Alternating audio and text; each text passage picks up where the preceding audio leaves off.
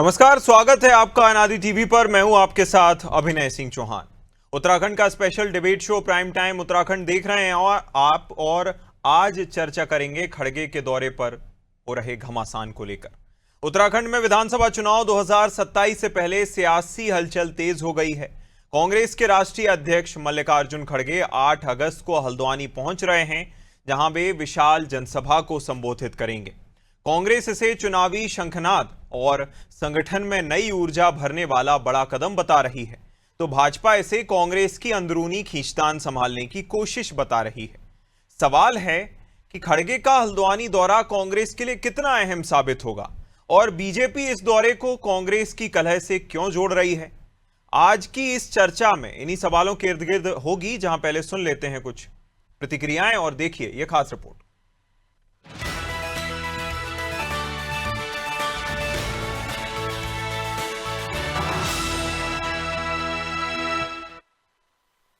हल्द्वानी में 8 अगस्त को कांग्रेस बड़ी शक्ति प्रदर्शन की तैयारी में जुटी है।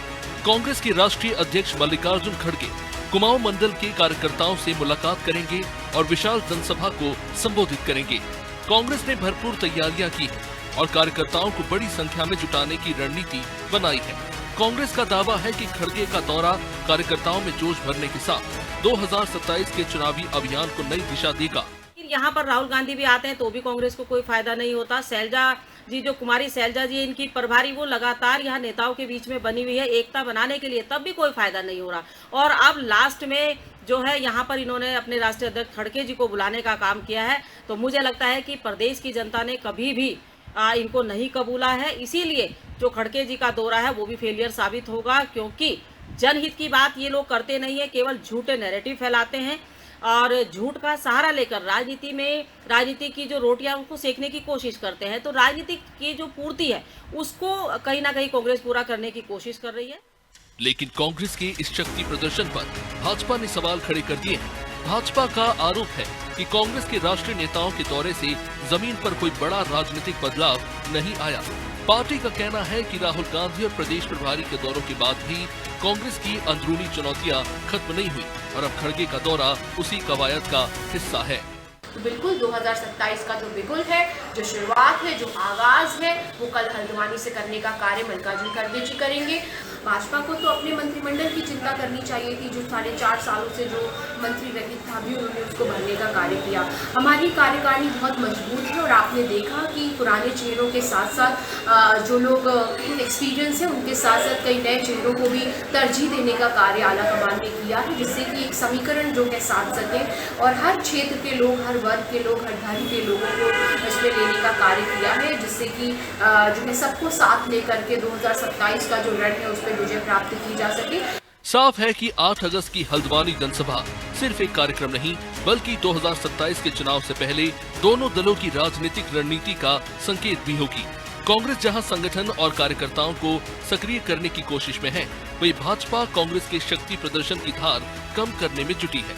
अब सवाल यही है कि क्या खड़गे की हुंकार उत्तराखंड में कांग्रेस के लिए नई जमीन तैयार करेगी, या फिर भाजपा के दावों के मुताबिक ये सिर्फ अंदरूनी सियासत को संभालने की कोशिश साबित होगी।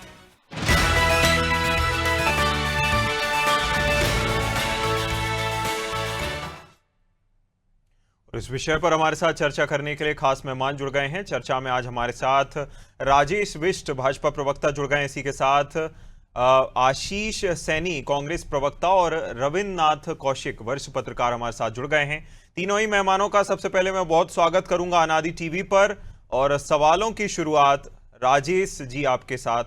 देखिए, कांग्रेस अपनी भले ही जमीन तलाशने की कोशिश कर रही हो, चुनाव की तैयारी तो करनी जरूरी है कांग्रेस के लिए, भाजपा के पेट में दर्द क्यों हो रहा है? अभिनय जी, भाजपा के पेट में कभी ऐसे जो खास मामले कांग्रेस के पक्ष में होते हैं या कांग्रेस जिन चीजों को प्रदर्शित करने की कोशिश करती है उसमें कभी पेट में दर्द नहीं हो। हाँ, निश्चित रूप से कांग्रेस पार्टी के पेट में जरूर दर्द हो रहा होगा, क्योंकि देखिए इनका तीसरा अटेम्प्ट है इस राज्य के अंदर, और तीसरे अटेम्प्ट में भी अगर ये पिछले प्रदर्शनों से कुछ बेहतर प्रदर्शन नहीं कर पाए, और जिस प्रकार से भारत वर्ष के अंदर सभी राज्यों की तुलना अगर हम करते हैं तो खड़गे जी के रहते हुए लगभग 16 राज्यों में कांग्रेस पार्टी चुनाव हारी है। उसके बाद 2024 का जो सबसे महत्वपूर्ण लोकसभा चुनाव था उसमें भी वो विपक्ष की भूमिका में तीसरी बार बैठे। तो इनकी कोई ऐसी बहुत बड़ी उपलब्धियां नहीं है जो हमारे को किसी तरह से परेशान करे, विचलित करे या हमारे पेट में दर्द करे। हाँ, भारतीय जनता पार्टी की जो लोकप्रियता दिन प्रतिदिन बढ़ती जा रही है, जनमत भारतीय जनता पार्टी के साथ है। निरंतर भारतीय जनता पार्टी ऐसे राज्यों में जीत दर्ज कर रही है जिन राज्यों में आज तक भारतीय जनता पार्टी की सरकार नहीं बनी, पश्चिम बंगाल जैसी जगह पे, और लगभग हर राज्य में भारतीय जनता पार्टी की सरकार रिपीट कर रही। तो उन सब चीजों से जरूर कांग्रेस पार्टी के लोगों के या इनके पार्टी के पदाधिकारियों के मन में और पेट में दर्द हो सकता है, लेकिन हमारे मन में कोई शंका नहीं है कि हम आने वाले सभी चुनाव अच्छे बहुमत से जीत रहे हैं। भाजपा ऐसी जगहों पर भी जीत रही है जहां आज तक भाजपा का खाता नहीं खुला था, और ऐसी जगह भी हार रही है जहां सालों से भाजपा जो है अपना किला बनाए बैठी थी, अभेद किला बनाए बैठी थी। अपने राष्ट्रीय अध्यक्ष की खुद की ही सीट हार गई भाजपा। इससे ज्यादा जो है लोगों को, इससे ज्यादा भाजपा क्या पसंद आ रही होगी? आशीष जी, कांग्रेस का धीरे धीरे जनाधार कम हो रहा है, भाजपा का बढ़ रहा है। भले ही एक सीट हार गए, उपचुनाव हार गए, तो क्या हो गया? नहीं, मुझे भाजपा का जनाधार जब से भाजपा 2014 में सत्ता में आई देश में और 2017 में आई उत्तराखंड में, मुझे तो भाजपा का जनाधार घटता हुआ दिखाई दिया। और ये मेरी रिपोर्ट नहीं है, चुनाव आयोग की रिपोर्ट है, इनकी खुद की रिपोर्ट है। भाजपा का जनाधार घटने का कारण क्या है? इन्होंने पहले बड़े बड़े सपने दिखाए, 2 करोड़ रोजगार के सपने, स्मार्ट सिटी के सपने, और देश को विश्व की सबसे बड़ी अर्थव्यवस्था, 30 रुपए का पेट्रोल, 35 रुपए का डॉलर, और पता नहीं क्या क्या दिखाए। वो सपने जब दिखाए और यथार्थ में जब उतरने का काम हुआ तो क्या मिला? कभी नोटबंदी मिली, कभी जीएसटी मिली, कभी इन्होंने मास्क के नाम पर और जो कोरोना में जो इस तरह की झूठे सच्चे नियम बनाए, थालियां बजवाई, दिए जलवाए, लाइट जलवाई, सब उल्टे सीधे काम इन्होंने किए। आज तक भी देश को एक बढ़िया विजन देने का काम नहीं कर सके। और इनका अंत कहाँ हो रहा है? राम मंदिर में चंदा चोरी से, और अपने ही बच्चे जो पढ़ाई लिखाई का काम कर रहे हैं और उसमें अच्छा कुछ चाहते हैं, हमारे से अच्छी शिक्षा व्यवस्था चाहते हैं, उनके ऊपर लाठीचार्ज पर इनका अंत यहाँ हुआ है। यानी चले थे हरि भजन को ओटन लगे कपास। काम क्या करना था और किया क्या देश में? और छोड़ दीजिए, प्रदेश की बात करते हैं। प्रदेश में एक भी सरकारी यूनिवर्सिटी नहीं बनाई, प्रदेश में एक भी सरकारी मेडिकल कॉलेज नहीं बनाया, और बल्कि जो मेडिकल कॉलेज चल रहे थे उन्हें बंद करने का काम किया, जो उद्योग धंधे चल रहे थे उन्हें बंद करने का काम किया। इन्होंने बड़े बड़े सपने दिखाए कि 3 लाख करोड़ रुपए का निवेश उत्तराखंड में लाएंगे। मुख्यमंत्री ने 100 करोड़ रुपए खर्च किया, फैंसी ड्रेस कंपटीशन सभी तमाम देशों में किया। परिणाम क्या निकला? वो कहता है ना कि वो चूहा भी नहीं निकला, कहीं कुछ और निकालने के चक्कर में थे। तो यानी कुल मिलाकर झूठ का जो पुलिंदा इन्होंने बनाया। और आज भी बताइए ना, धाकड़ धामी के नाम से और वसूली अभियान मोर्चा के नाम से फर्जी पेज बीजेपी के दफ्तरों में चल रहे हैं। तमाम शिकायतें करने के बाद भी उन पर कार्रवाई नहीं हो रही है, और बीजेपी के लोग उसको केवल शेयर करने में लगे रहते हैं। आप बताइए ना, आपने राज्य के हित में ऐसा कौन सा काम किया? और सबसे बढ़िया बात बताऊंगा कि पर्यावरण के नाम पे भारत की रैंकिंग अब पर्यावरण रक्षा के नाम पे 176 हो गई है 177 देशों में। ये इनकी पर्यावरण रैंकिंग है, जब चारों तरफ देहरादून से लेकर पूरे पहाड़ों में पेड़ काट रहे हैं। आशीष जी, विषय पर आइए। जो बातें आपने गिनाई वो हम भी जानते हैं और बहुत लंबे समय से जानते हैं। आप विषय पर आइए। खड़गे जी आ रहे हैं, क्या कहकर जाएंगे, क्या संदेश देकर जाएंगे, इस बारे में ज्यादा आप बता पाएंगे? निश्चित रूप से खड़गे जी जब उत्तराखंड में आ रहे हैं, कल उनका कार्यक्रम है, वो केवल उत्तराखंड के लोगों के दुख दर्द के जो मुद्दे हैं उन पर बात करेंगे। कांग्रेस का उस पर क्या विजन होगा, क्या सॉल्यूशन होगा, उस पर बात करेंगे। भारतीय जनता पार्टी ने कहां लूटा है, उन घावों को भी दिखाने का काम करेंगे। यानी बिल्कुल स्पष्ट है कि क्या मांगा था, क्या मिल रहा है और क्या हम देंगे।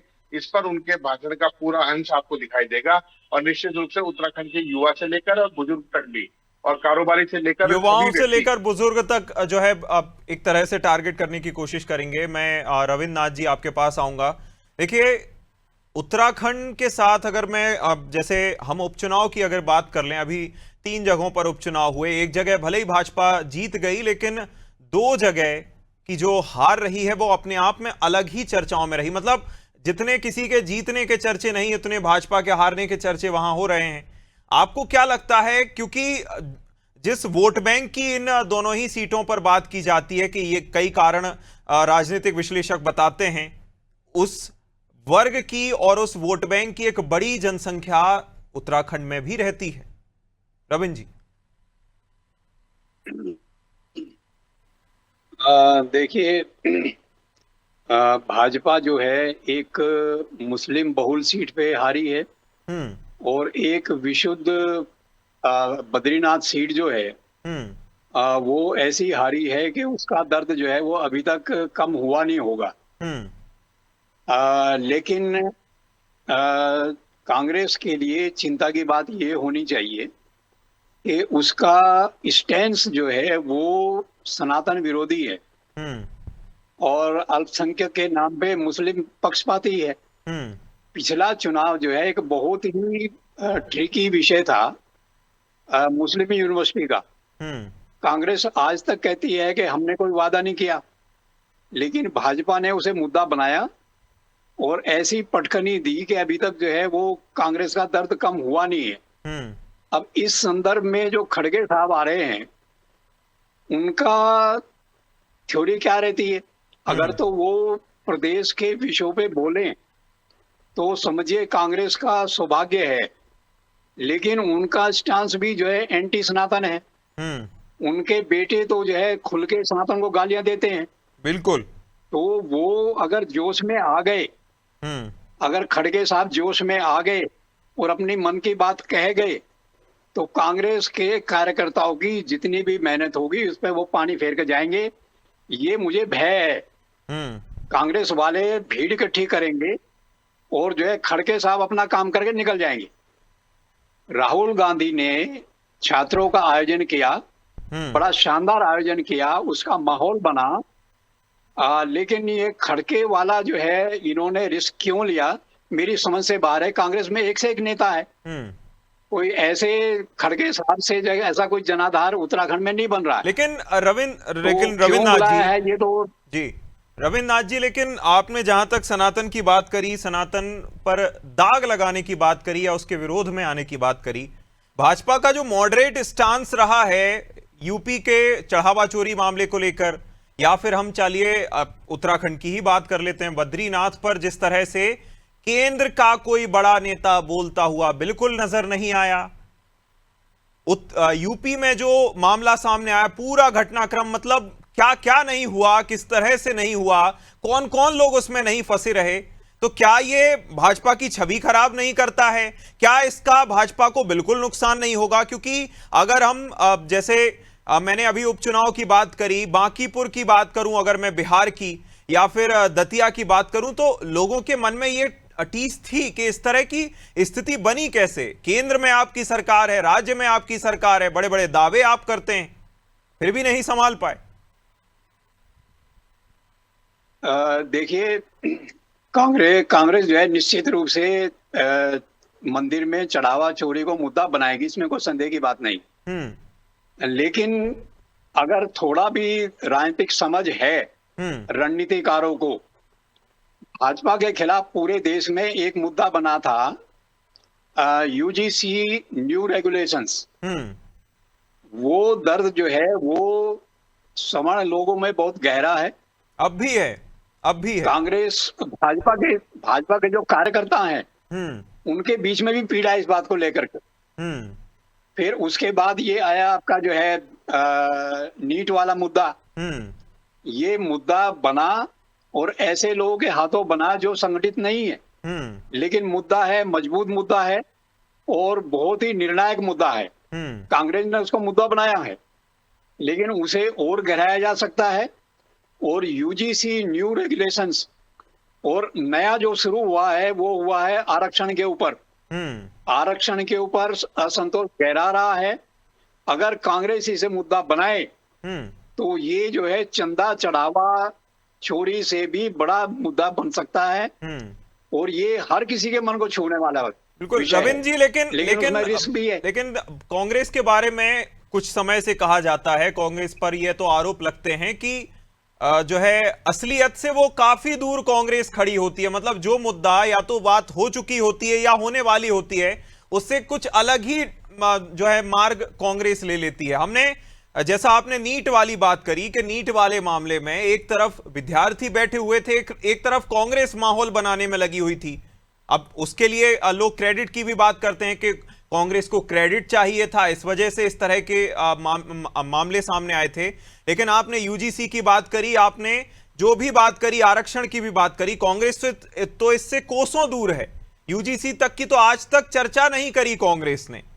कांग्रेस के सहयोगी दलों ने जरूर की है, कांग्रेस ने आज तक मुंह पर एक शब्द नहीं ले आया यूजीसी को लेकर। नहीं, वो एससी वोटों का लालच रहता है। अब उसमें जो है वो भाजपा ने उसमें ओबीसी भी शामिल कर दिया है। तो ओबीसी और एससी वोट बहुत बड़ा है। उसका लालच जो है वो कोई पार्टी छोड़ पाएगी, ये व्यवहारिक नहीं है। लेकिन उसी के आसपास अगर कोई रणनीति बनाई जाए तो विपक्ष के लिए बड़ा अच्छा मौका है। बिल्कुल, पटकनी देना आसान हो सकता है अगर सही से रणनीति बनाई जाए। मैं राजेश जी आपके पास फिर लौटूंगा। देखिए, जिन मुद्दों को अभी रविंद्रनाथ जी ने गिनाया है, काफी गंभीर मुद्दे हैं, और इन्हीं मुद्दों के आसपास आपकी जो बांकीपुर सीट है या दतिया सीट हो, वो हारने के भी दावे किए जाते हैं। मध्य प्रदेश और बिहार में दोनों जगह आपकी सरकारें हैं, डबल ट्रिपल इंजन की सरकारें हैं, पूरा सिस्टम वहां लगा रहा। आपके राष्ट्रीय अध्यक्ष ने तो 3-3, 4-4 बार जमीन पर उतरकर चुनाव में प्रचार कर लिया, लेकिन अपनी खुद की सीट नहीं बचा पाए। देखिए अभिनय जी, जिस प्रकार से बार बार कांग्रेस या विपक्षी साथी इनके इंडी गठबंधन के आरोप लगाते हैं इलेक्शन कमीशन पे, जिस तरह से आरोप ये उन मशीन्स पे लगाते हैं, जिन मशीन्स को इस देश के अंदर अगर लाए हैं ईवीएम को, तो इनके ही पूर्व प्रधानमंत्री लाए हैं। और आज जब नतीजे ऐसे आते हैं तो तब ये जो जीत है उसको भुनाने का काम करते हैं, और जब नतीजे विपरीत चले जाते हैं तो ये आरोप लगाने का काम करते हैं। वो तो आप कॉम्पनसेशन दे देते हैं, कभी कभी कॉम्पनसेशन भी दे देते हैं, ऐसा नहीं। कहना है। देखिए ये व्यवहारिक बात नहीं है कि हम लोग कंपनसेशन देते हैं, हमारे हाथ में तो नहीं है। जिस सीट को 35-40 सालों से भारतीय जनता पार्टी लगातार जीतती आ रही थी, और वो जैसे आपने एक शब्द बोला, राष्ट्रीय अध्यक्ष जी की सीट थी, उन्होंने 3-4 बार जमीन में उतर के बात करी, तो क्या ऐसा मुमकिन था कि उस सीट को हार पाए हम? तो ये अपने आप में ही प्रैक्टिकल बात है कि इनके आरोप निराधार रहे हैं। एक रिपोर्ट इन्होंने, अभी हमारे बड़े भाई आशीष जी ने एक बात कही, इन्होंने कहा इलेक्शन कमीशन की रिपोर्ट है कि हमारी लोकप्रियता, वोट परसेंटेज कम हो रहा है। एक तरफ तो ये इस रिपोर्ट पे जो इनकी तरफ को अगर इशारा करती है, इनको लाभ पहुंचाने का काम करती है, तो वो रिपोर्ट किसी भी डिपार्टमेंट की हो वो वैलिड होती है। और जब वही रिपोर्ट इनके विपक्ष में जाती है, इनके विपरीत नतीजे आते हैं, तो ये क्या काम करते हैं कि वो उस एंटिटी को, उस डिपार्टमेंट को, राजेश जी, मुद्दों पर बोलिए। मैंने सवाल आपसे कुछ और किया था, आप इलेक्शन कमीशन पर चले गए। आप समझे नहीं, शुरुआत तो हमारे कांग्रेस के साथी ने जो बात की उसको मेरे को जवाब देना पड़ेगा। अब ऐसा नहीं है कि वो अपनी बात तो कह दे और मैं काउंटर भी ना करूं उस बात का। भाई, आप जिस जगह पर हैं, बात राजनीति की हो रही है, बात खड़गे जी की हो रही है, तो आपको उन सभी एंटिटीज का सम्मान करनी चाहिए, उन डिपार्टमेंट्स का सम्मान करनी चाहिए जो रिपोर्ट पेश करते हैं। उस समय उनको कटघरे पे खड़ा नहीं करना चाहिए। मल्लिकार्जुन खड़गे जी की जो बात है, जैसे हमारे वरिष्ठ पत्रकार बंधु ने अभी बताया, उन्होंने बड़े विस्तार पूर्वक और व्यापक जानकारी दी कि यहाँ पे वो कोई ना कोई ऐसा अच्छा काम कर जाएंगे जो कांग्रेस की लुटिया डुबाने के लिए काफी होगी। अभी हरीश रावत जी का कल मैं एक बयान सुन रहा था कि मैं जिंदा रहने की लड़ाई लड़ रहा हूं, तो वो अब 2 प्रकार से देखी जाएगी। पहली तो या तो वो अस्वस्थ हैं, तो इस वजह से शायद वो जिंदा रहने की लड़ाई लड़ रहे हैं। दूसरा, उन्हें संगठन से दरकिनार कर दिया, बाहर का रास्ता दिखा दिया, उनको पूछा नहीं जा रहा है, उनको बैठाया नहीं जा रहा है, उनके विचार विमर्श नहीं लेने जा रहे हैं, उनके वरिष्ठता और उनके अनुभव का सम्मान नहीं मिल रहा है। तो क्या वो इस बात की बात कह रहे हैं? तो ये अपने आप में कई सारे मंत्र हैं जो मुझे दिखते हैं कि कांग्रेस की हार के लिए काफी है। इनके 5-5 लीडरशिप अध्यक्ष के रूप में जैसे जैसे अपनी नावों को अलग अलग दिशा में ले जा रहे हैं, जबकि सबका लक्ष्य एक होता था या होना चाहिए था कि बीजेपी को टक्कर कैसे देना, उस दिशा में एक कमजोर, विफल। आशीष जी जवाब दीजिएगा। आशीष जी, आरोप काफी गंभीर हैं। आशीष जी जवाब दीजिएगा, आरोप काफी गंभीर हैं। नहीं, ऐसा कोई गंभीर आरोप तो इन्होंने लगाया नहीं है। आप मुझे बता दीजिए कि कौन सा आरोप है, क्योंकि मैं इनकी बात सुन रहा हूँ और ये बात इनके हर डिबेट में यही बात रहती है। इसके अलावा इनके पास कहने और बोलने के लिए कुछ है नहीं। मैं जवाब दूंगा सबसे पहले रविंद्र कौशिक जी का। इन्होंने कहा कि कांग्रेस जो है इस मुद्दे पर बोले और इस मुद्दे पर ना बोले। ये जो आरएसएस के सवाल होते हैं ना, किस किस बैकग्राउंड से कहाँ से निकलते हैं, हम सब समझते हैं और हमें संतरे छीलने भी आते हैं। मैं 2 चीज आपको बता रहा हूँ। इसलिए कि देश के संविधान को ताक पर रखकर आप जिस प्रकार की बातें सार्वजनिक रूप से ला रहे हैं, मैं ये कह रहा हूं कि यूजीसी के मामले में प्रधानमंत्री और गृह मंत्री से कहिए ना, जरा बयान देंगे एक बार। पता चल जाएगा उन्हें आटे दाल का भाव। केवल ये बात कांग्रेस से ही कहलवानी है, ये इनका डिस्कोर्स हो सकता है, इनका एजेंडा हो सकता है, लेकिन ये एजेंडा नहीं है। हमारा कांग्रेस का क्या एजेंडा, स्पष्ट रूप से क्या कहा राहुल गांधी जी ने कि जो आरक्षण है वो उनकी आबादी के अनुसार मिलना चाहिए और 50% की कैपिंग कांग्रेस खत्म करेगी। इसमें बीजेपी को क्या दिक्कत है? हो सकता है इनका मनुवादी एजेंडा उसमें फिट ना बैठ पा रहा हो, क्योंकि अंदर तो ये कुछ और है और बाहर कुछ और नजर आते हैं। ये तो देश के उन लोगों को सोचना पड़ेगा जो आरक्षित वर्ग से आते हैं और भारतीय जनता पार्टी को वोट देने का काम करते हैं, इनके छल और भ्रम में और झूठ के आडंबर में आकर। आज मुझे बताइए, ना तो ये आतंकवादियों का मुकाबला कर पा रहे हैं, ना ये अर्थव्यवस्था अच्छी दे पा रहे हैं, ना ही लॉ एंड ऑर्डर ठीक कर पा रहे हैं, कुछ भी काम करने में फेल। उसके बाद ये लास्ट में बचता है जातिवाद, क्षेत्रवाद, धर्मवाद, इसके अलावा कुछ है ही नहीं इनके पास सांप्रदायिकता के अलावा। आज हमने इनसे सवाल पूछा, हमने कहा कि उत्तराखंड के डेवलपमेंट के इशू पर खड़गे जी बात करेंगे, ये बात कर रहे हैं कि नहीं ऐसे मुद्दे पर बात करो जिससे कांग्रेस को हारने का या कांग्रेस को नुकसान होने का काम करे। कांग्रेस इस चीज चाल को समझ चुकी है और कांग्रेस के नेता ने हमेशा ये कहा है, सबने कहा कि राष्ट्रीय स्वयंसेवक संघ के लोग जिस भी क्षेत्र में गए वहीं चोरी करने का काम किया।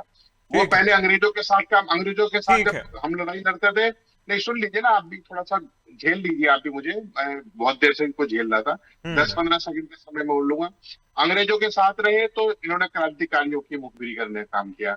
भारत में आए तो भारत में जितनी परियोजनाएं कांग्रेस के लोग बनाते थे उन सबकी आलोचना, झूठी आलोचना करते थे। और आज जब देश में सत्ता में आए तो वही योजनाएं, वही काम जो कांग्रेस ने किए तो उन सबको बेचने का काम किया। मुझे आप बता दीजिए, रेलवे स्टेशन से लेकर एयरपोर्ट तक कौन सी चीजें जो बची हुई है जिनको बेचा नहीं है। एक व्यक्ति है जिनका नाम अदानी जी है। अदानी जी कोई प्रोडक्शन नहीं करते, कोई ना तो पहनने कपड़े बनाते, ना जूते, कंप्यूटर, कुछ नहीं बनाते। वो केवल सरकारी ठेके प्राप्त करते हैं और सरकारी ठेके पर ही वो देश के सबसे टॉप के उद्योगपति बने हुए हैं। आपने पूरा देश बेचकर उनको बिठा दिया है और आप हमसे ये अपेक्षा करते हैं कांग्रेस से कि हम तुम्हारे प्रति आलोचना न करें। ये इन चोरों के खिलाफ आरएसएस के आदमी जहां बैठे, हालांकि वो देखने वाली बात होगी कि आप माहौल कितना बना पाते हैं। आशीष जी, इसी के साथ मैं बहुत शुक्रिया कहूंगा, समय हमें इतनी इजाजत देता है चूंकि चर्चा करने के लिए। राजेश जी बहुत शुक्रिया, रविंद्र जी बहुत शुक्रिया इस खास चर्चा में शामिल होने के लिए। कांग्रेस राष्ट्रीय अध्यक्ष आ तो रहे हैं, लेकिन ये देखने वाली बात होगी क्योंकि चर्चा में ये निकलकर सामने आया कि हो सकता है कोई ऐसा बयान ना दे दें। आमतौर पर हिंदी भाषी राज्य से कांग्रेस राष्ट्रीय अध्यक्ष नहीं आते हैं तो कभी हिंदी ऊपर नीचे हो जाती है उनकी, लेकिन देखने वाली बात होगी कि जब वो आते हैं तो कांग्रेस को क्या मूल मंत्र या फिर जो विजय का मंत्र है देकर जाते हैं। इसी के साथ इस खास कार्यक्रम में इतना ही। आप देखते रहिए अनादि टीवी। नमस्कार।